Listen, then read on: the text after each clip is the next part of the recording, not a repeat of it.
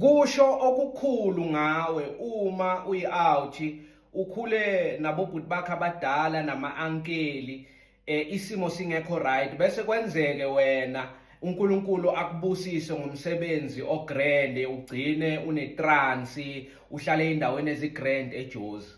Kodwa bese emakhaya kwenzeke into ethile, mhlawumbe kunomsebenzi noma umcimbi othile, uchubeke ukuhlonipha abobhuti bakho abadala, uNkulunkulu angababusisanga ngomsebenzi, abahlala emakhaya abanganatransi. Ngoba phela into esiyibona manje iyathusa. Uthole intwana ikhuliswe amaHrotmane nama-ankeli ayo, kodwa bese kunomcimbi othile le emakhaya ezabelweni, senguye uphonisela iHrotmane lakhe ikhiya, uthuma iHrotmane ukuthi lolanda ama-ayisi emotweni.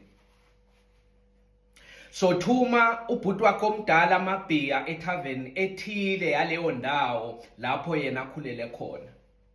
So biza ubhuti wakhe ngegama, kanti basafunda isikolo, asahlala emakhaya, bekambiza bhuti Zibanibani, bhuti Sibusiso, bhuti Zakhele. Kodwa manje ngoba sopopile phela empilweni, sofike agcoka impahla zokudura, ahamba ngemoto yakanokusho, hayi yena uma safikile senguye vele nomaqhuzu, senguye vele umuntu ekumele abonwe, ashine, agiye ngabanye.